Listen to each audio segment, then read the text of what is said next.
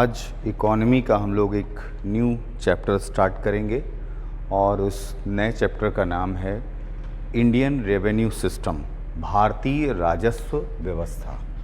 तो हम इस चैप्टर से रिलेटेड जो भी इम्पोर्टेंट चीज़ें होंगी वो आपसे डिस्कस करेंगे। भारतीय राजस्व व्यवस्था या इंडियन रेवेन्यू सिस्टम, भारतीय राजस्व व्यवस्था या इंडियन रेवेन्यू सिस्टम। और भारत की जो राजस्व व्यवस्था है वो हमारे संवैधानिक प्रावधानों के आधार पर चलती है। तो सबसे पहले आपके लिए ये जान लेना आवश्यक है कि रेवेन्यू सिस्टम से रिलेटेड कॉन्स्टिट्यूशनल प्रोविज़न क्या हैं, क्योंकि मुख्य रूप से अगर देखा जाए तो गवर्नमेंट के दो प्रकार के रेवेन्यू होते हैं, एक टैक्स रेवेन्यू और एक नॉन टैक्स रेवेन्यू। मुख्य रूप से अगर हम देखें तो टैक्स रेवेन्यू यानी कर राजस्व और गैर कर राजस्व। तो अभी इस व्यवस्था के अंतर्गत हम लोग सबसे पहले कर राजस्व या टैक्सेस से जो रेवेन्यू गवर्नमेंट को प्राप्त होता है उससे रिलेटेड बात करेंगे, क्योंकि जब आप लोग यूनियन बजट या इकोनॉमिक सर्वे देखेंगे तो आप देखेंगे कि गवर्नमेंट को सबसे ज़्यादा रेवेन्यू जो है वो टैक्सेस से प्राप्त होता है। डिफरेंट टाइप्स ऑफ टैक्सेस, चाहे वो सेंट्रल टैक्स हों या स्टेट टैक्स हों, ठीक है। तो डिफरेंट टाइप्स ऑफ टैक्सेस के बारे में इस चैप्टर के अंतर्गत हम आपसे डिस्कस करेंगे और टैक्सेस से रिलेटेड जो भी क्वेश्चन पूछे जाते हैं वो हम लोग इसको यहाँ लेकर चलेंगे। जितने भी प्रकार के आपके क्वेश्चंस होंगे जो आप चाहे वो सिविल सर्विसेज में हो, चाहे वो एसएससी में हो, बैंक के एग्ज़ाम्स में हो, जहाँ भी जो भी टैक्सेस से रिलेटेड क्वेश्चंस पूछे जाते हैं या रेवेन्यू से रिलेटेड क्वेश्चंस पूछे जाते हैं वो इस चैप्टर में आपके कवर होंगे, ठीक है। तो बहुत सारे प्रश्नों का समाधान यहाँ पर आपको मिलेगा। अब रेवेन्यू सिस्टम में मैंने आपको सबसे पहले बात की कि कौन से कॉन्स्टिट्यूशनल प्रोविज़न आपके लिए इम्पॉर्टेंट हैं, उनको देखते हैं। तो देखिए, जो कर व्यवस्था है वो पूरी तरह से संविधान के अनुसार है और हमारे संविधान में ये प्रावधान कर दिया गया है कि बिना कॉन्स्टिट्यूशनल प्रोविज़न के, लीगल प्रोविज़न के सरकार किसी भी प्रकार का कर लागू नहीं कर सकती, किसी भी प्रकार का टैक्स इम्प्लीमेंट नहीं कर सकती है। तो सबसे पहली बात आप देखिए कि भारत के संविधान में ये प्रावधान कर दिया गया है कि कोई भी टैक्स जो है वो वैधानिक प्रावधानों के बिना लागू नहीं हो सकता। अब इसके लिए अगर हम देखें तो हमारे संविधान के कौन से भागों में इसका प्रावधान किया गया है, तो संविधान में सबसे पहले 7वीं अनुसूची, 7th शेड्यूल, 7वीं अनुसूची या 7th शेड्यूल के अंतर्गत केंद्र और राज्य की सूची जो बनी हुई है, केंद्र सूची और राज्य सूची, इसमें टैक्स से रिलेटेड प्रोविज़न किए गए हैं कि केंद्र सरकार कौन कौन से विषयों पर टैक्स लागू कर सकती है, राज्य सरकार कौन कौन से विषयों पर टैक्स लागू कर सकती है, वो सब्जेक्ट दिए गए हैं। तो इन दोनों सूचियों में कर से संबंधित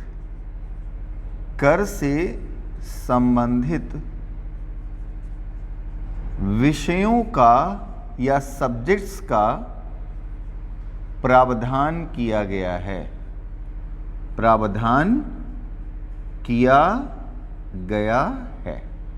ओके, ये इन सूचियों में अभी हम देखेंगे कौन से विषय उन पर आते हैं, बट कर से संबंधित जो भी विषय हैं, चाहे वो एक्साइज हो, चाहे वो सर्विस टैक्स हो, ठीक है, हर एक विषय का प्रावधान यहाँ पर कर दिया गया है। मोटे तौर पर क्या है हम उसको देखेंगे, ठीक। इसके बाद संविधान के भाग 12 में, भाग 12, ठीक है, भाग 12 में वित्तीय संबंध के अंतर्गत, वित्तीय संबंध के अंतर्गत केंद्र व राज्य के, केंद्र व राज्य के कर संबंधी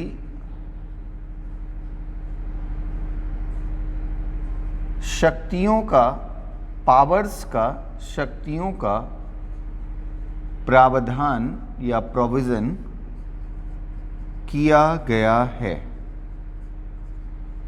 ठीक, भाग 12, अगर हम यहां पर आर्टिकल की बात करें तो आर्टिकल 264 से 293, 293, ठीक। तो पहला तो आपने देखा 7th शेड्यूल, 7वीं अनुसूची में, और दूसरा आप देख रहे हैं भाग 12 अनुच्छेद 264 से 293, ठीक है। इस भाग में इन अनुच्छेदों के अंतर्गत 264, 65, 66, 67, 68, 69, ठीक है, ऐसे आगे 280, ठीक है, 281, 82, इन सारे अनुच्छेदों में कहीं ना कहीं केंद्र और राज्य के वित्तीय शक्तियों का या कर संबंधी शक्तियों का प्रावधान किया गया है। टैक्स से रिलेटेड जो भी प्रोविजंस हैं, केंद्र का हो या राज्य का हो, वो यहाँ पर किया गया है। ठीक, तो सबसे पहले अगर हम देखें तो कर संबंधी प्रावधान आपको पता होना चाहिए कि हमारे कॉन्स्टिट्यूशन में कहाँ कहाँ है। तो सबसे पहला 7th शेड्यूल में है, और उसमें कहाँ है, केंद्र सूची और राज्य सूची में। दूसरा भाग 12 में है, कौन से आर्टिकल्स के बीच में, 264 से 293। क्या प्रोविजन है, यहाँ विषय दिए गए हैं, यहाँ वो शक्तियाँ दी गई हैं दोनों के बारे में, ठीक है, जिसके तहत ये सारे कार्य केंद्र और राज्य के द्वारा किए जाते हैं। ठीक, अब हम बात करते हैं बच्चों कि हमारे कॉन्स्टिट्यूशन में जो 7th शेड्यूल है, 7वीं अनुसूची है, उसमें केंद्र और राज्य के जो कर हैं, मोटे तौर पर वो कौन कौन से कर हैं उनको हम लोग देखते हैं, और उससे संबंधित क्या प्रावधान है। तो संविधान की 7वीं अनुसूची, 7th शेड्यूल, और 7वीं अनुसूची में 7th शेड्यूल में केंद्र सूची के कर और राज्य सूची के कर, taxes of central list and taxes of state list, ठीक है।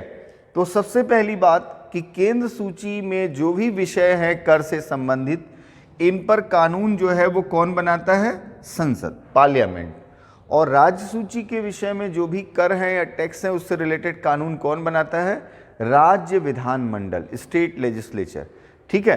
तो अब हम सेंट्रल लिस्ट या जो हमारी केंद्र सूची के जो कर हैं, ठीक है, उन पर हम चलते हैं। सबसे पहले केंद्र सूची के जो विषय हैं कर से संबंधित, उनको अगर हम देखें तो आयकर या इनकम टैक्स, सेवा कर जो बड़े टैक्सेस के अकॉर्डिंग है, ठीक है, सर्विस टैक्स या सेवा कर, केंद्रीय उत्पाद शुल्क, सेंट्रल एक्साइज ड्यूटी, ठीक है, केंद्रीय उत्पाद शुल्क। अब अभी जीएसटी के आने के बाद क्या बदलाव आए हैं उन पर भी अभी हम आएंगे। पहले जो हम कर रहे हैं उन पर हम बात करें, ठीक है। सीमा शुल्क या कस्टम ड्यूटी, सीमा शुल्क या कस्टम ड्यूटी, ठीक है। तो सीमा शुल्क या कस्टम ड्यूटी के बाद जो है टीवी न्यूज़पेपर आदि के विज्ञापन पर कर, यानी विज्ञापन कर, एडवर्टीजमेंट टैक्स किस पर? टीवी न्यूज़पेपर, ठीक है, आदि के विज्ञापन पर कर। वेल्थ टैक्स या संपदा शुल्क, वेल्थ टैक्स या संपदा शुल्क, ठीक है, ये भी एक प्रकार का केंद्र सूची का कर है। शेयर मार्केट या शेयर बाजार से संबंधित कर, शेयर बाजार से संबंधित, ठीक है। अब आप देखेंगे कि अभी बहुत से ऐसे इनडायरेक्ट टैक्सेस हैं जो जीएसटी के आने के बाद बदलाव आ गए, लेकिन फिलहाल 7 शेड्यूल में जो कर रहे हैं मुख्य रूप से वो आयकर, ठीक है, या इनकम टैक्स, सर्विस टैक्स या सेवा कर, केंद्रीय उत्पाद शुल्क या central excise duty, custom duty या सीमा शुल्क, विज्ञापन कर या एडवर्टीजमेंट टैक्स। लेकिन कौन से विज्ञापन? टीवी, न्यूज़पेपर, मैगजीन, इसके विज्ञापन, क्योंकि विज्ञापन कर अभी यहाँ भी आएगा, ठीक है, इसलिए मैं आपको बता रहा हूँ। संपदा शुल्क या स्टेट ड्यूटी, जो यहाँ पर जो है शेयर बाजार से संबंधित कर, ये मुख्य रूप से, इसके अलावा भी हैं बट मुख्य रूप से जो कर हैं उनको मैंने आपको यहाँ पर लिख कर दिखाया, ठीक है। अब राज्य से संबंधित अगर हम करों की बात करें, जो हमारी लिस्ट है उसके अंतर्गत राज्य से संबंधित जो हैं वो अगर हम देखें तो कृषि आय पर कर, कृषि आय पर कर, आयकर यहां पर क्या है? कृषि आय के अतिरिक्त, कृषि आय के अतिरिक्त एग्रीकल्चर इनकम के अतिरिक्त जो भी इनकम होगी वो इनकम, उस इनकम पर लगाया गया कर जो है वो आयकर किस सूची में है? केंद्र सूची में। लेकिन जो कृषि आय पर कर होगा उस पर अगर कोई टैक्स लगाना है तो कौन लगाएगा? राज्य, ठीक है, स्टेट लगाएगा कृषि आय पर। अभी फिलहाल इंडिया के किसी भी स्टेट में एग्रीकल्चर इनकम पर कोई टैक्स नहीं है, ठीक। वैट या वैल्यू एडेड टैक्स यानी मूल्य वर्धित कर, वैल्यू एडेड टैक्स या वैट, बिक्री कर यानी सेल टैक्स, मनोरंजन कर या इंटरटेनमेंट टैक्स, राज्य उत्पाद शुल्क, स्टेट एक्साइज ड्यूटी, जैसे अल्कोहल आदि के उत्पादन पर लगता है स्टेट एक्साइज ड्यूटी, ठीक है।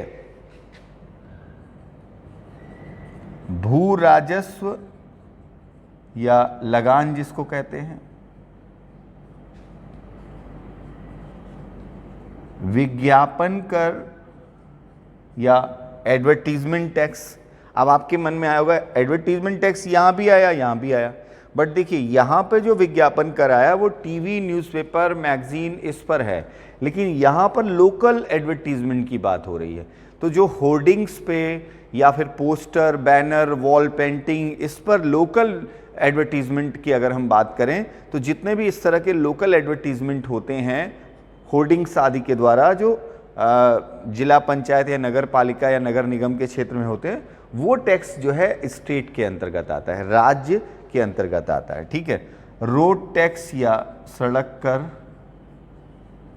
ठीक। तो इस तरह के स्टेट से रिलेटेड कई प्रकार के कर हैं, वाटर टैक्स है, हाउस टैक्स है, कई सारे कर हैं यहाँ स्टेट से रिलेटेड जो होते हैं, ठीक है। और इन करों का प्रावधान संविधान के अंतर्गत दिया गया है, केंद्र और राज्य के इन करों का प्रावधान। मैंने आपको जो बहुत इंपॉर्टेंट टैक्सेस हैं उनके बारे में बताया, लेकिन अब ये बात तो रही मूलभूत जो हमारे व्यवस्था है संविधान की, उसमें दिया गया, लेकिन आप जानते हैं कि हमारी संसद को ये शक्ति प्रदान की गई है कि वो संविधान संशोधन कर सकती है। और 7वीं अनुसूची में अगर कोई संशोधन करना है तो क्या ऐसा संविधान संशोधन संसद अकेले कर सकती है? नहीं। 7th शेड्यूल में अगर कोई भी संशोधन करना है तो संसद का 2/3 बहुमत चाहिए और आधे से अधिक राज्यों का समर्थन चाहिए। तो इस प्रकार का अमेंडमेंट किया गया 101वां संविधान संशोधन अधिनियम 101 कॉन्स्टिट्यूशनल अमेंडमेंट एक्ट। ठीक है, तो उस एक्ट के द्वारा इस पूरी व्यवस्था में बहुत बड़ा परिवर्तन आया। केंद्र और राज्य सूची के टोटल 17 टैक्सेस जो है वो विस्थापित हो गए, प्रतिस्थापित हो गए, वो रिमूव हो गए एक तरह से, और उनकी जगह पर आ गया गुड्स एंड सर्विस टैक्स। ठीक है, तो गुड्स एंड सर्विस टैक्स वस्तु और सेवा कर आ गया, और उसने ऐसे 17 अप्रत्यक्ष कर या इनडायरेक्ट टैक्सेस को रिमूव किया जो यहां पर थे पहले से। यानी जैसे फॉर एग्जाम्पल आयकर डायरेक्ट टैक्स, आगे चलकर आप देखेंगे तो विस्थापित ये नहीं होगा। कौन हुआ? Service tax, central excise duty, custom duty, value added tax, sale tax, entertainment tax, ठीक है, स्टेट एक्साइज ड्यूटी, ये सब क्या हो गए? विस्थापित हो गए, और इनके स्थान पर आ गया GST या गुड्स एंड सर्विस टैक्स। ठीक, तो अब हम आपको यहां पर बताते हैं कि 101वें संविधान संशोधन अधिनियम या एक्ट के आने के बाद हमारी इस व्यवस्था में क्या बदलाव आया है। अब सबसे पहले आपको वो समझना बहुत ज़रूरी है, क्योंकि जब आप उसके बाद आए हुए बदलाव को समझेंगे तभी आप आगे जो प्रत्यक्ष और अप्रत्यक्ष कर व्यवस्था है उसको समझेंगे, या जो हमारी संवैधानिक व्यवस्था है उसको आप समझेंगे। ठीक है, तो अब हम लोग अपनी बात करते हैं 101वें संविधान संशोधन अधिनियम से। ठीक है, 101 101वां संविधान संशोधन अधिनियम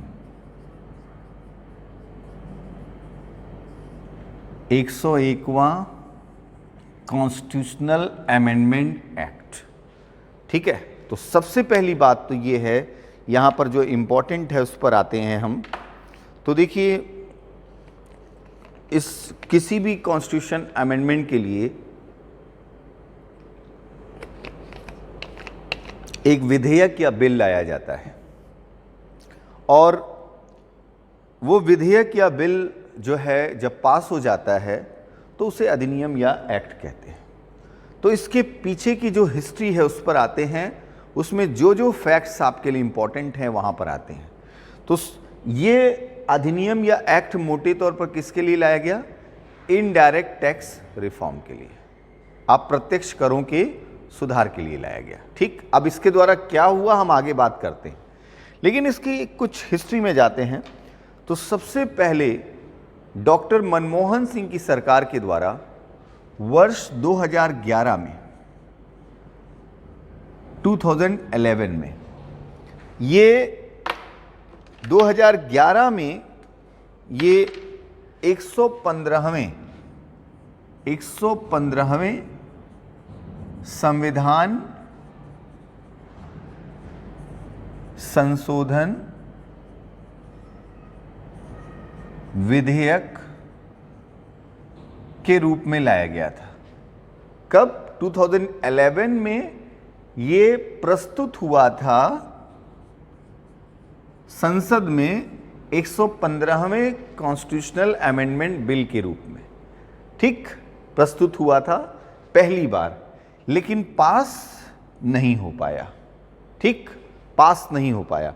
अब इसके बाद ये श्री नरेंद्र मोदी की सरकार के द्वारा फिर से इसे प्रस्तुत किया गया वर्ष 2014 में।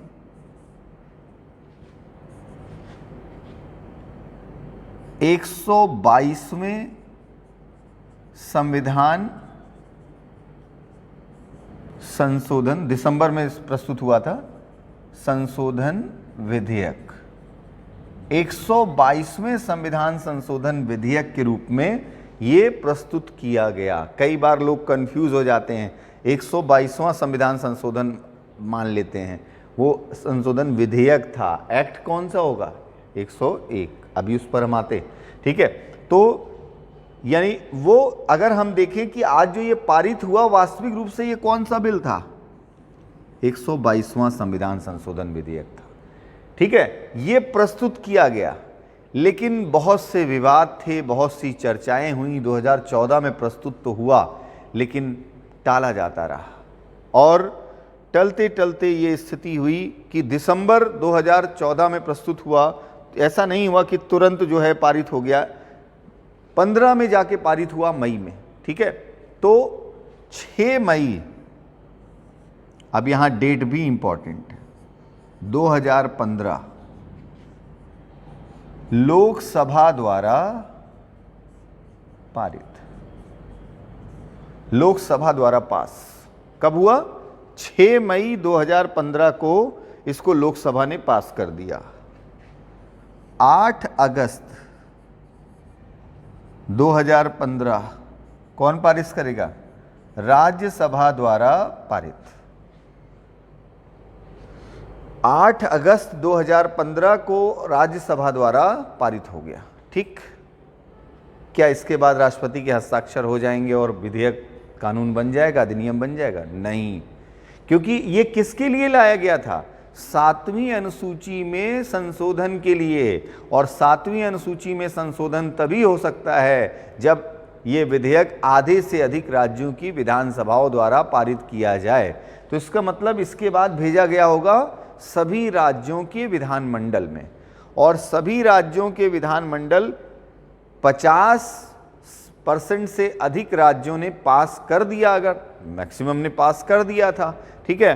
पास करने के बाद 8 सितंबर 2016, यानी इसके बाद अगला स्टेप क्या था?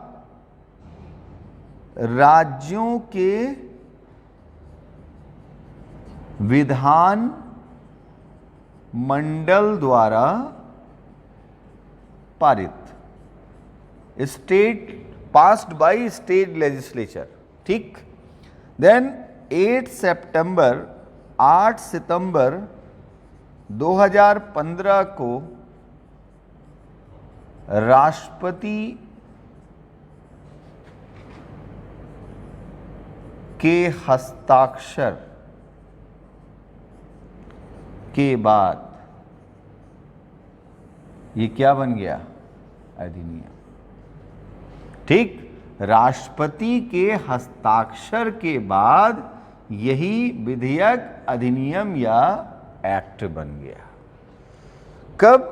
8 सितंबर 2016 को राष्ट्रपति के हस्ताक्षर के बाद ये विधेयक जो है अधिनियम बन गया, ठीक है। और इस अधिनियम के द्वारा, इस एक्ट के द्वारा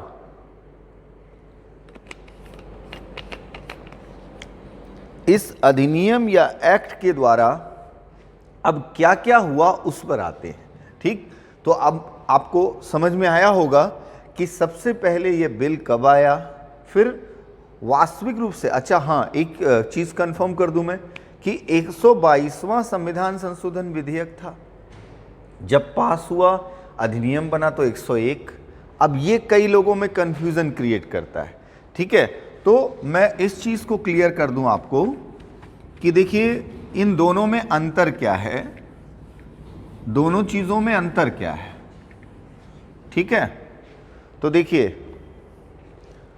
संसद में जब कोई बिल लाया जाता है, विधेयक, ठीक, अब संसद में इंट्रोड्यूस हुआ, सपोज दैट 115वां विधेयक, 116वां विधेयक, 117वां, 118, 119 ऐसे प्रस्तुत हुआ, ठीक। ऐसे करके बिल प्रस्तुत हुए। राष्ट्रपति के पास ये जो विधेयक प्रस्तुत हुआ है राष्ट्रपति के पास, ये जब संसद पास करेगी तभी तो जाएगा ना। ये विधेयक है, ये नंबर किसका है? विधेयक का है। और यहां पर राष्ट्रपति के पास जब ये साइन करेगा तो क्या बन जाएगा? अधिनियम। ठीक। अब राष्ट्रपति के पास हो सकता है, अब जब अगर मान लीजिए राष्ट्रपति की लिस्ट अभी यहां पर चल रही, इससे पहले राष्ट्रपति ने जिस विधेयक को मंजूरी दी थी उसका 102वां संविधान संशोधन अधिनियम था। अब राष्ट्रपति 102वां की सीरीज में चल रहे हैं, संसद में कौन सी सीरीज चल रही? 119। ठीक। अब सपोज दैट मान लो यहां पर 115 पास नहीं हुआ, 16 पास नहीं हुआ, 17 पास हो गया, तो 17 जब यहां पर जाएगा तो वो क्या बन जाएगा? यहां पर 103। 18 पास नहीं हुआ, 19 पास हो गया, तो 19 यहां पर क्या बन जाएगा? 104। ठीक। तो यहां पर राष्ट्रपति के हस्ताक्षर के क्रम में विधेयक जो है वो अधिनियम बन गया, और वो हुआ 122वां, यहां पर क्या बन गया? 101। इसका मतलब उससे पहले जो है 20-22 विधेयक जो है ऐसे रहे होंगे जो अधिनियम नहीं बन पाए होंगे, तो वो जो गैप है वो ऑलरेडी अभी भी चल रहा है। ठीक है। ये जरूरी नहीं है कि संसद में जो विधेयक प्रस्तुत होता है वो पास होता है। कभी ऐसा होता है लोकसभा ने पास किया, राज्यसभा ने नहीं पास किया। ठीक है। कभी सरकार ने अपने आप से उस विधेयक को वापस ले लिया। ठीक है। तो ऐसा हो सकता है, ये जरूरी नहीं कि जो यहां इंट्रोड्यूस हो गया वो पास हो ही जाएगा, ये जरूरी नहीं है। इसलिए ये अंतर है कि आप देख रहे हैं कि जब इंट्रोड्यूस हुआ फाइनली, अगर हम कहें कि मोदी गवर्नमेंट के द्वारा जो इंट्रोड्यूस हुआ था 2014 में दिसंबर में, ठीक है, तो वो विधेयक था 122वां संविधान संशोधन विधेयक। अब ये जब पास हुआ और राष्ट्रपति की लिस्ट में ये 101 ऐड हुआ, क्योंकि इससे पहले राष्ट्रपति ने 100 विधेयक पर हस्ताक्षर करके उसे अधिनियम का रूप दिया था। तो यहां 122 नहीं होगा, वहां 100 के बाद जो नंबर आएगा वो 101 नंबर आया, तो 101 नंबर हुआ। ठीक है। तो ये कंफ्यूजन ना रहे, इसलिए मैंने इसको क्लियर किया। अब यहां बात करते हैं कि 101वें संविधान संशोधन अधिनियम के द्वारा इंडियन रेवेन्यू सिस्टम में क्या बदलाव किए गए। तो बहुत बड़ा बदलाव हुआ, बहुत बड़ा रिफॉर्म हुआ, सुधार कहें। अब वो सुधार कितने क्षेत्रों में सकारात्मक रहा, कितने क्षेत्रों में नकारात्मक रहा, ये बात की बात है, ये विवाद का विषय है, ये तमाम बातें हैं, कितना पॉजिटिव रहा, कितना निगेटिव रहा। बट एक बड़ा रिफॉर्म था, और उस रिफॉर्म की शुरुआत आपने देखा कि सबसे पहले डॉक्टर मनमोहन सिंह ने ही की थी।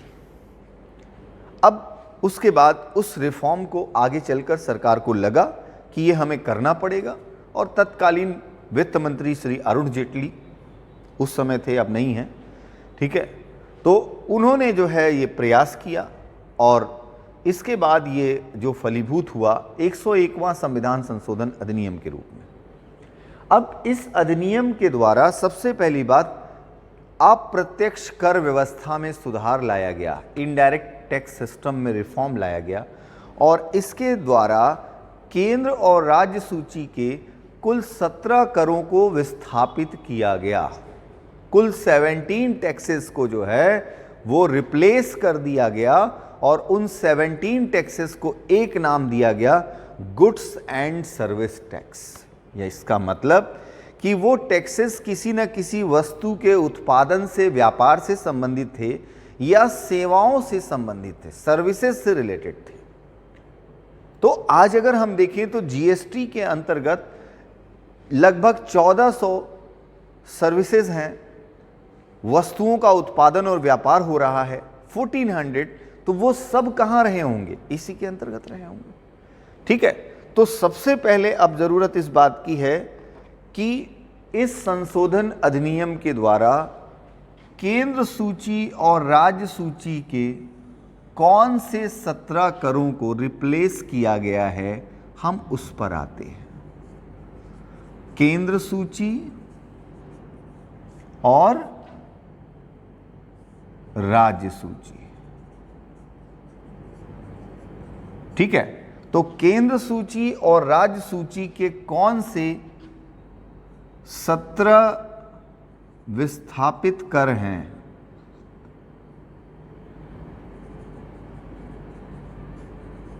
उनको हम देखते हैं।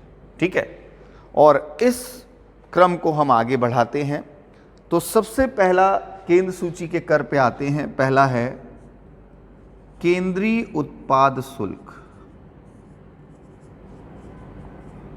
Central excise duty. केंद्रीय उत्पाद शुल्क या सेंट्रल एक्साइज ड्यूटी, ये फर्स्ट पहला है। ठीक है, एक एक करके हम चलते हैं। दूसरा है सेकंड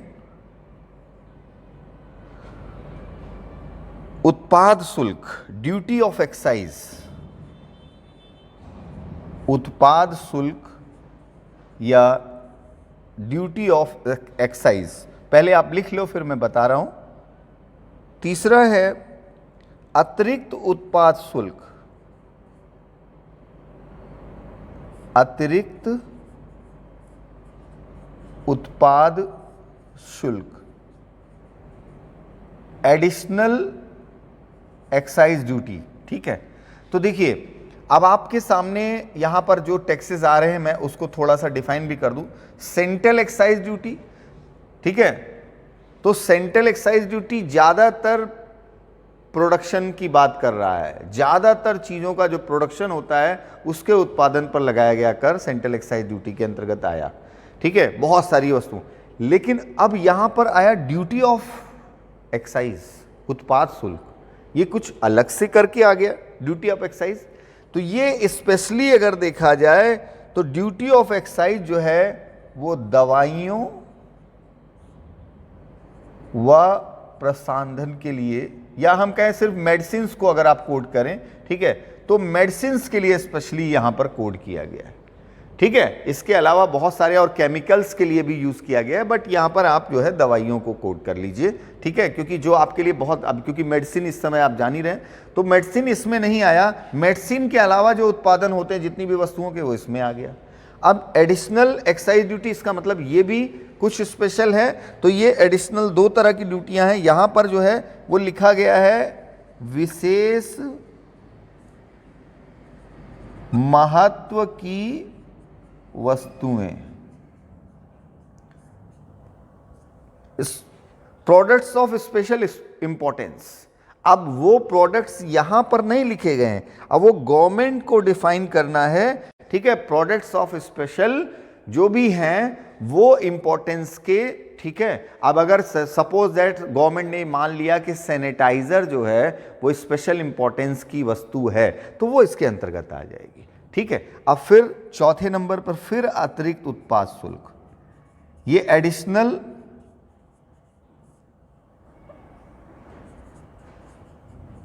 एक्साइज ड्यूटी फिर से आया, एडिशनल एक्साइज ड्यूटी फिर से आया। अब ये कौन सा आया? बहुत सारे। अब देखिए आप यहां पे दवाई अलग कर दिया गया, यहां विशेष महत्व की वस्तुओं को अलग कर दिया गया। ये टेक्सटाइल से जुड़ा हुआ वस्तुओं, सॉरी, कपड़े व कपड़े की वस्तु। ठीक है, जो भी टेक्सटाइल से रिलेटेड है, टेक्सटाइल से रिलेटेड है, वो किस में आएगा? Fourth category. ये सब केंद्र सूची में ऑलरेडी पहले से था। अब ये नहीं, ये सब विस्थापित होके क्या बन गया? अब ये सब अब बन गया GST, goods and service tax. ठीक है, तो अब आपको ये सब किस रूप में जाना जा रहा है? जीएसटी के रूप में जा रहा है। ठीक है, अब इसके बाद फिफ्थ नंबर पे अतिरिक्त सीमा शुल्क, अतिरिक्त सीमा शुल्क, एडिशनल जो है, जो सीमा शुल्क है या कस्टम ड्यूटी है, ठीक है, आयात निर्यात पर, तो वो एडिशनल कस्टम ड्यूटी जो है वो यहां पर रखी गई है। ठीक है, और ये इसके अलावा 6 नंबर पर फिर अतिरिक्त विशेष सीमा शुल्क,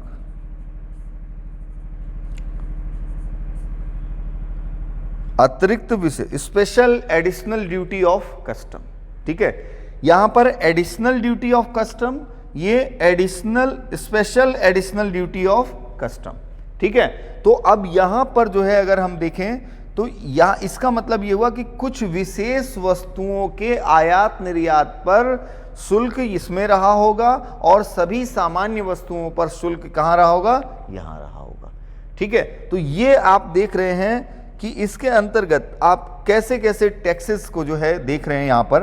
अब 7 नंबर पे अगर हम देखें, 7 नंबर पे, तो सेवा कर या सर्विस टैक्स। आज भारत सरकार की आय का सबसे बड़ा स्रोत क्या है, सर्विस टैक्स या सेवा कर। गुड्स एंड सर्विस टैक्स, तो ये सर्विस कौन है, ये सेवा कर है। ठीक है, जो अब जीएसटी के रूप में जाना जाएगा। इसके बाद 8वें नंबर पर केंद्रीय अधिभार, केंद्रीय अधिभार व उपकर, अगर इंग्लिश में बोलें तो central surcharge and cess, central surcharge and cess. ठीक है, केंद्रीय अधिभार एवं उपकर, सेंट्रल सरचार्ज एंड सेस। जैसे फॉर एग्जांपल, अगर अब गवर्नमेंट ने जो है सपोज दैट मान लीजिए कि पेट्रोल पे जो एक्साइज ड्यूटी लगाते हैं उसके साथ साथ उस पर जो है कोरोना सेस लगा दें।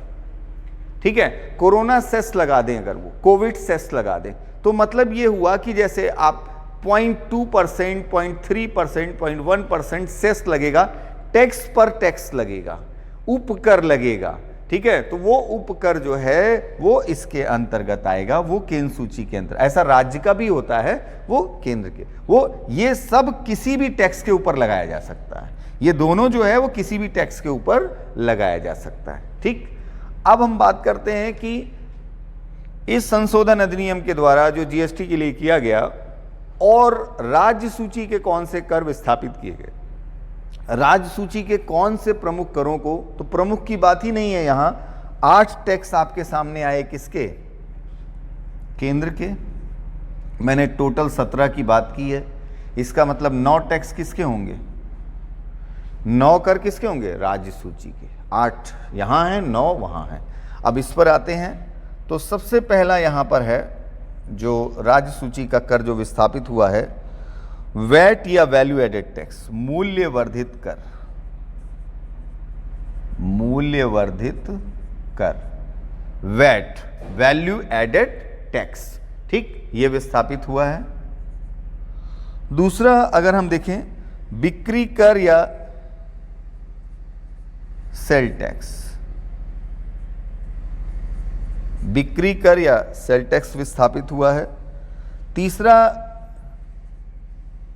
विलासिता कर या लग्जरी टैक्स स्टेट की लिस्ट में था, उसको भी हटा के जीएसटी कर दिया गया। प्रवेश कर या एंट्री टैक्स, प्रवेश कर या एंट्री टैक्स जिसको चुंगी या टोल कहते हैं। मनोरंजन कर या एंटरटेनमेंट टैक्स, विज्ञापन कर या एडवर्टीजमेंट टैक्स, क्रय कर या परचेज टैक्स,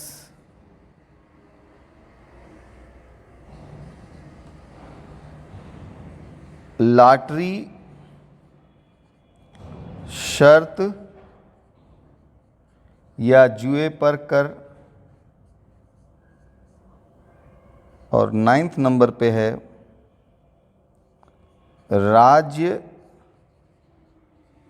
अधिभार व उपकर।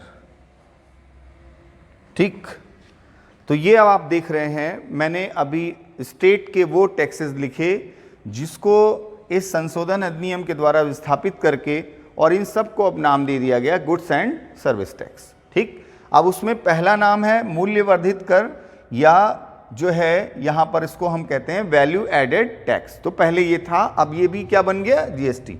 ठीक है, वैट या वैल्यू एडेड टैक्स।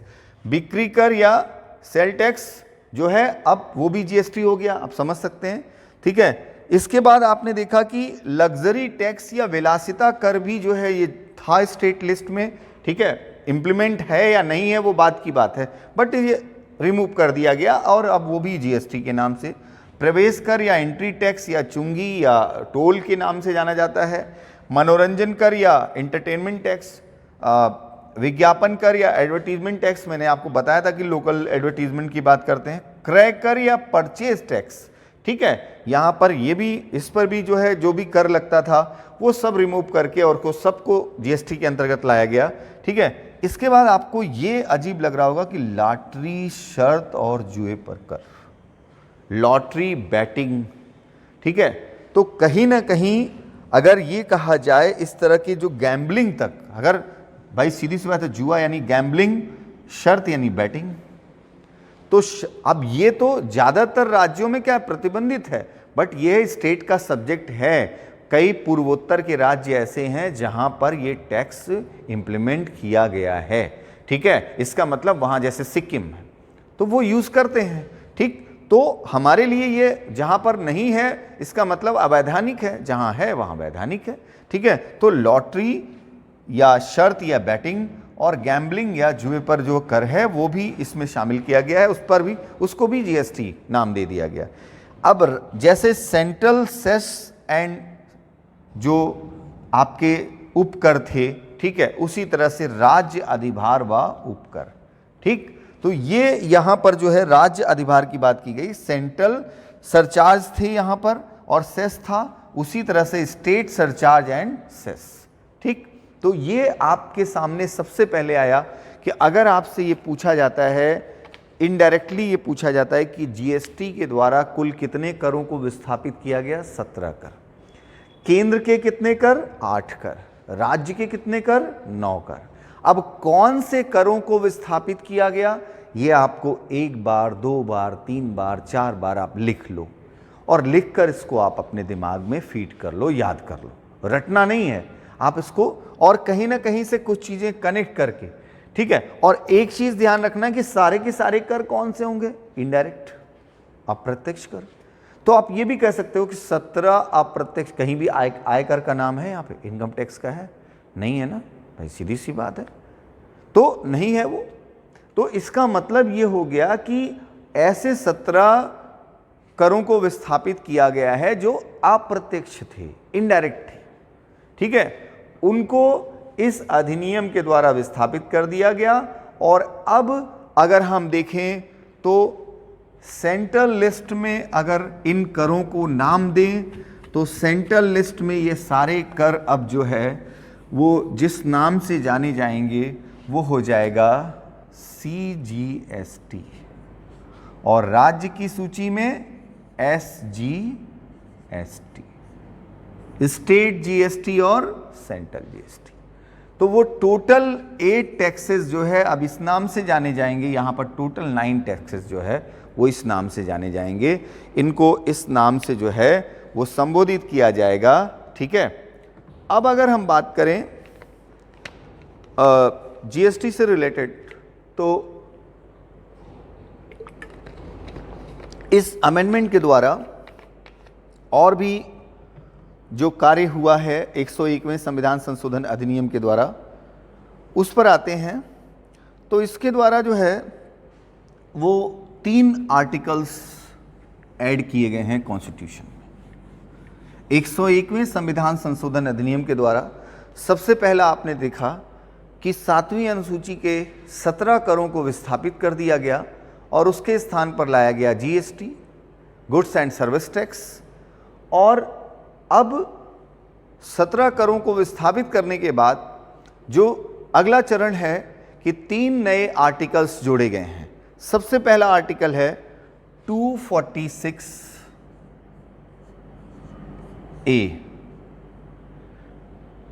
पहला आर्टिकल 246, आर्टिकल लिख दे रहा हूं मैं, आर्टिकल 246A 1, ठीक। अब ये 246A में ही दूसरा आर्टिकल भी है, सेकेंड आर्टिकल भी है, ठीक है। तो पहले आर्टिकल की अगर हम बात करें, फिर मैं सेकेंड आर्टिकल की बात यहीं पर कर लूंगा, ठीक। 246A जोड़ा गया है, अब 1 और 2 जुड़ा हुआ है, ये बात अलग है, बट आर्टिकल है 246A, 246A। आप सब जानते हो 246 में केंद्र और राज्य के कानून बनाने की शक्तियों की बात की गई है, तो 246A में कर संबंधी कानून की बात जो की गई है, ठीक है, उस पर आते हैं।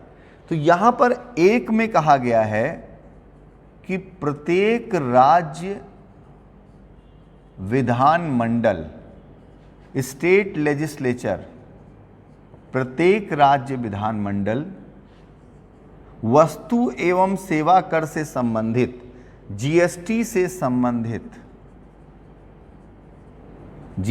से संबंधित कानून या विधि बना सकता है,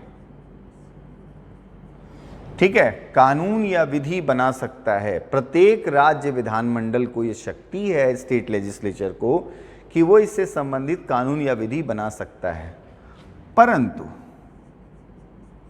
वह विधि संसद द्वारा आर्टिकल 246A(2) के तहत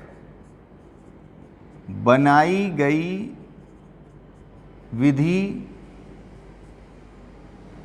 का उल्लंघन ना करती हो।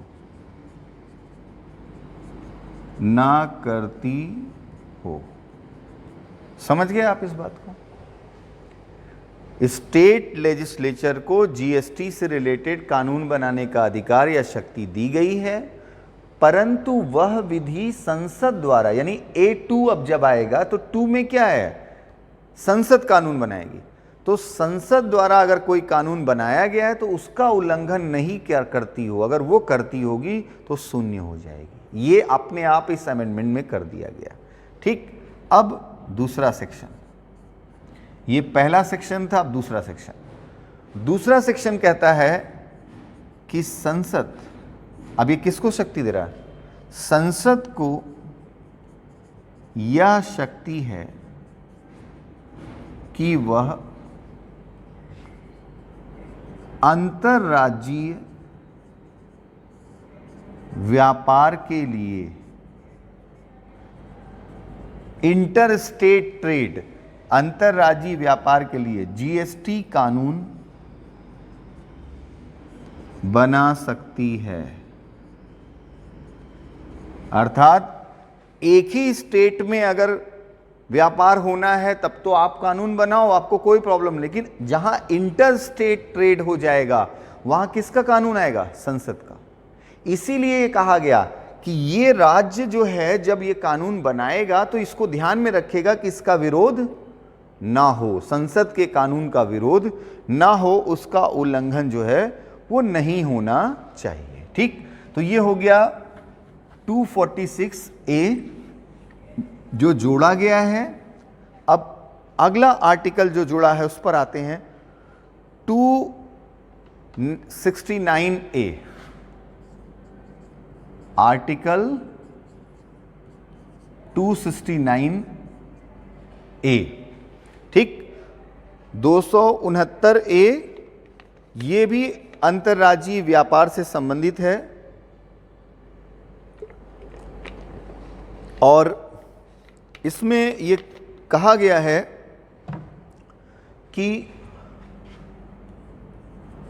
अंतर्राज्यीय व्यापार, ठीक है, से संबंधित जीएसटी शुल्क, ठीक है, अंतर्राज्यीय व्यापार से संबंधित जीएसटी शुल्क यानी जीएसटी कर, टैक्स, फीस जो भी होगा, केंद्र द्वारा वसूला जाएगा, एकत्र किया जाएगा, कलेक्ट किया जाएगा तथा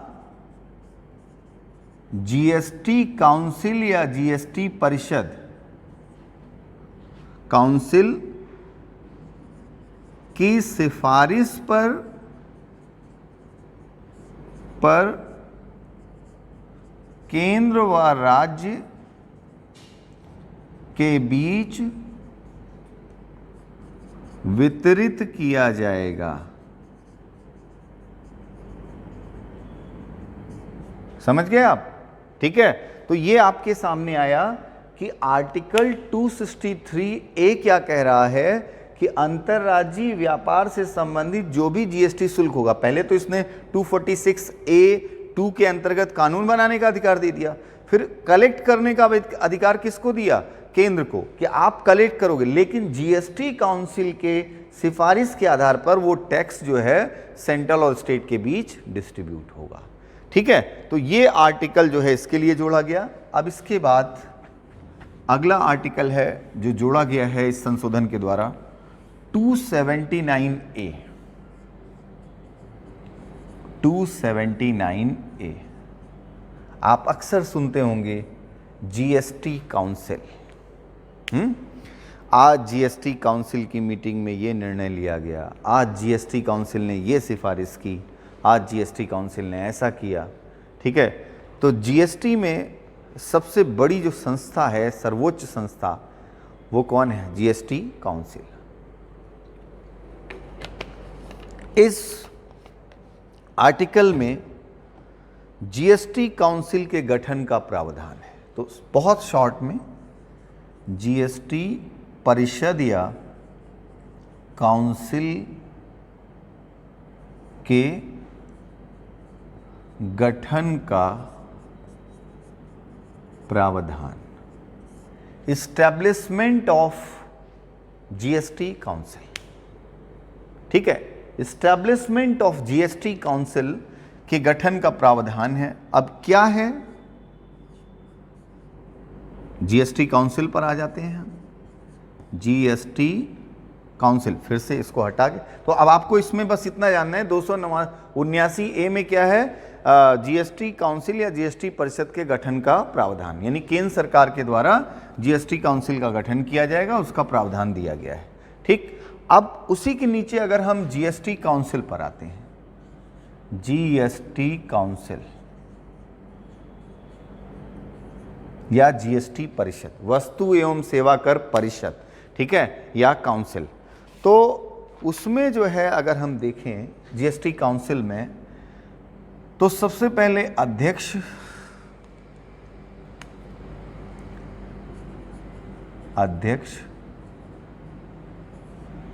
फिर उपाध्यक्ष, वाइस चेयरमैन, चेयरमैन, फिर सदस्य, ये 3 यहां पर रखा गया है। ये है जीएसटी काउंसिल का जो स्ट्रक्चर। ठीक है, अब अध्यक्ष कौन होगा? वित्त मंत्री। वित्त मंत्री भारत सरकार। इसका मतलब जीएसटी काउंसिल की अध्यक्ष कौन होंगी? श्रीमती निर्मला सीतारमण। ठीक, उपाध्यक्ष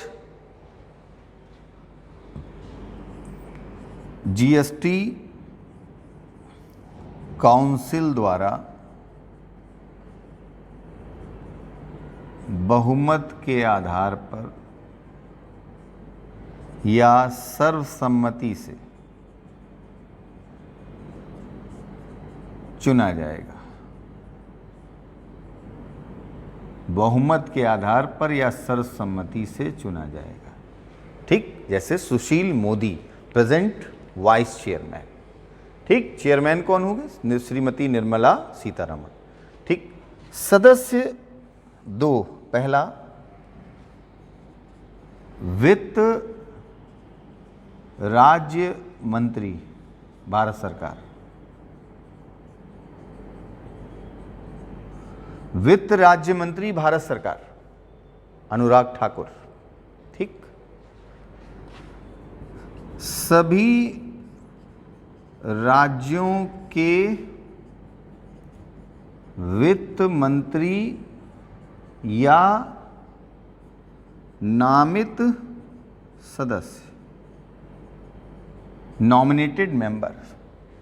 ठीक, मेंबर्स की दो कैटेगरी है, एक मेंबर तो कंफर्म है वित्त राज्य मंत्री जो हमारा हो गया, ठीक है, और केंद्र का है वो, और दूसरा सभी राज्यों के फाइनेंस मिनिस्टर या फिर राज्यों का रिप्रेजेंटेटिव जो भी नॉमिनेट किया गया होगा वो इस काउंसिल का मेंबर होगा।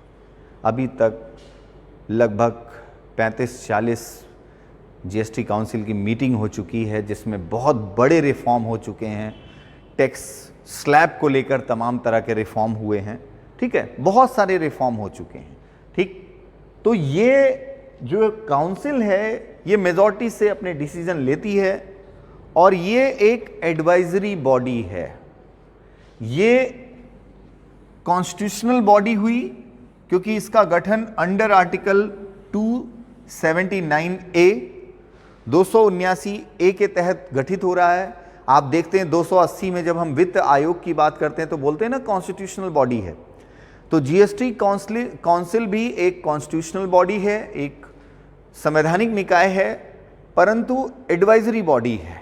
ये डिसीजन मेकिंग बॉडी नहीं है क्योंकि काउंसिल जो भी सजेशन होता है वो सेंट्रल गवर्नमेंट को देती है।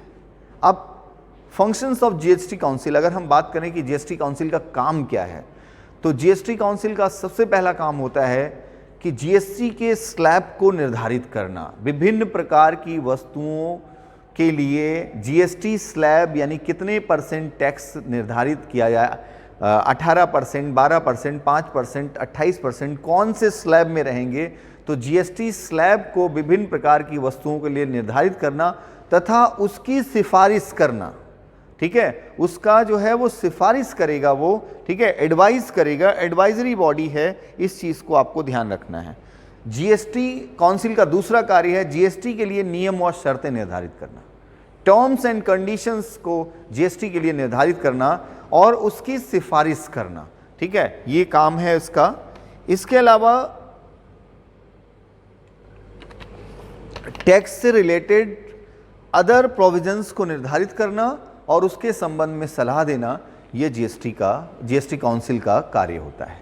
ठीक, तो एक प्रकार से वित्त मंत्री की अध्यक्षता में ये काउंसिल काम करती है। आप समझ सकते हैं कि जो भी सिफारिश ये करेगी वो गवर्नमेंट इग्नोर नहीं करेगी। काउंसिल की जो भी सिफारिश होती हैं वो एज इट इज़ इम्प्लीमेंट हो जाती हैं।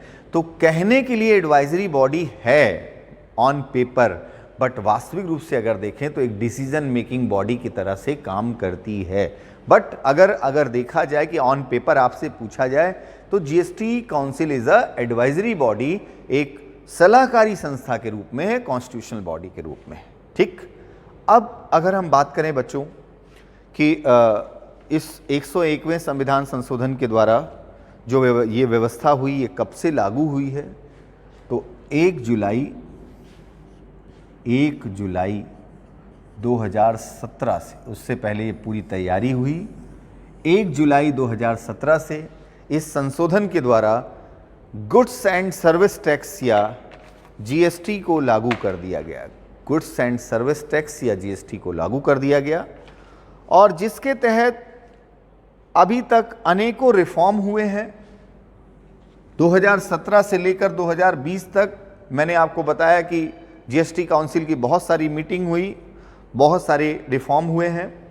अभी अगर हम जीएसटी टैक्स स्लैब की बात करें, ठीक है, जीएसटी टैक्स स्लैब की अगर हम बात करें तो टैक्स स्लैब जो है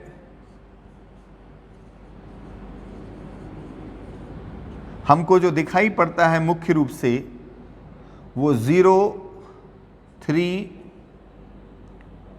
5, 12, 18 और 28, ठीक, जिसमें मुख्य जीएसटी की जो दरें हैं वो 4 हैं, 4 स्लैब हैं, 5%, 12%, 18% और 28%। ये सब परसेंटेज में है, ठीक है, परसेंटेज में है ये।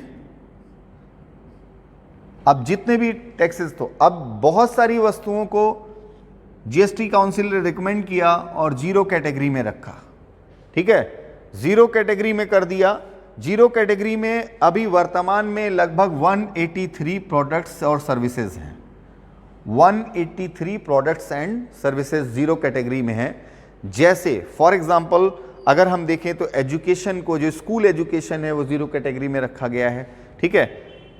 अगर हम बात करें कि जो है 3% की स्लैब में, तो गोल्ड और ऑर्नामेंट जो है वो इसके अंतर्गत है।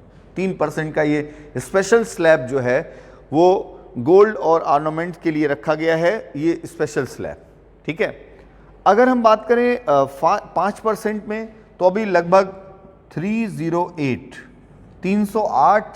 प्रोडक्ट्स एंड सर्विसेज 5% के दायरे में है। 12% में 172 है, 172 12% में है।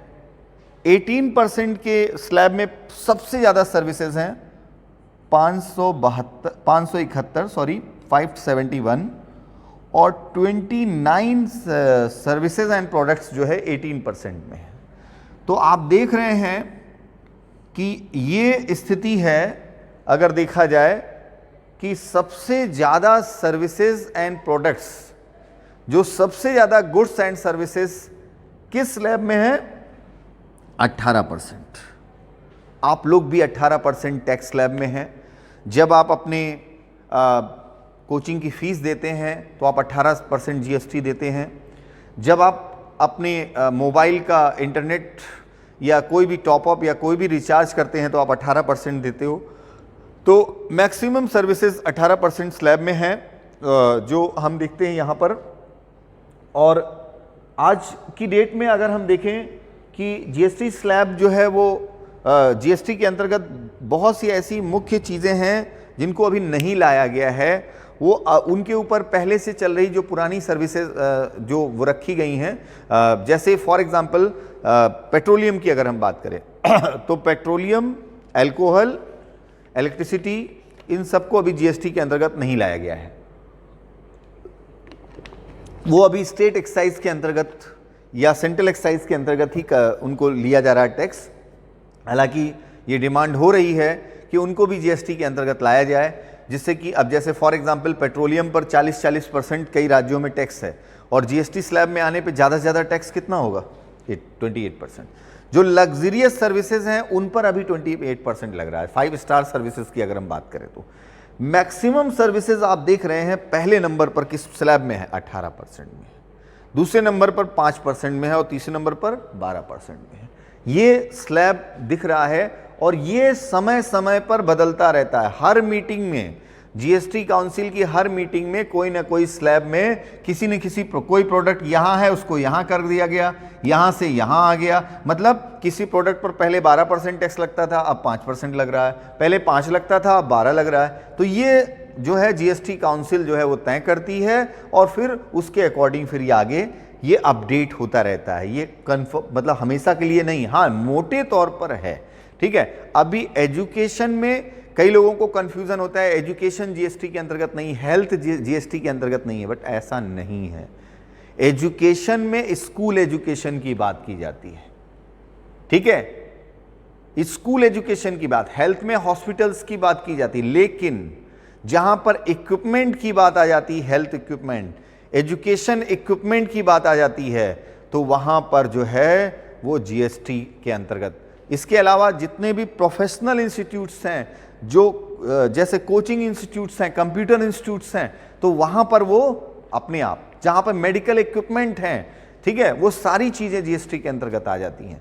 इवन अगर हम बात करें तो जो प्रोजेक्टर और एलईडी पैनल्स वगैरह है वो 28% जीएसटी के अंतर्गत है, ठीक है। तो इसलिए जो है बहुत सारी सर्विसेज के लिए अभी ये बात हो रही है कि उसको स्लैब चेंज किए जाएं, तमाम तरह की स्थिति आ रही है।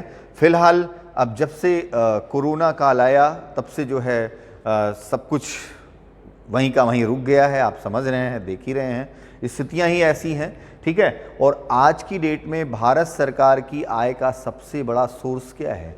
GST, goods and service tax, ठीक। तो बच्चों जो हमारा इंडियन रेवेन्यू सिस्टम है उसका पहला लेक्चर आपका ये था आज, और मुझे आशा है कि आप इसको पूरा समझें, तभी आपको फ़ायदा होगा। उसके नोट्स को बनाएं, और इसके बाद हम लोग सेकंड जो लेक्चर होगा उसमें हम तमाम तरह के जो टैक्सेस से रिलेटेड प्रोविजंस हैं उसको देखेंगे। पहला पूरा जो लेक्चर था वो कॉन्स्टिट्यूशनल और प्रोविज़न पर आधारित था, और जिसके अंतर्गत सबसे बड़ा जो अमेंडमेंट हुआ 101वां संविधान संशोधन अधिनियम उसके ऊपर आधारित था। ठीक है, जिसको मैंने आपको काफ़ी कुछ बताने की कोशिश की है। अब आप इसको अपने नोट्स में संकलित करिएगा, अपने दिमाग में संकलित करिएगा, और सेफ रहते हुए आप अपनी तैयारी जम के करते रहिए बच्चों। अब जल्दी ही आपके एग्ज़ाम्स के दौर आने वाले हैं। थैंक यू बच्चों।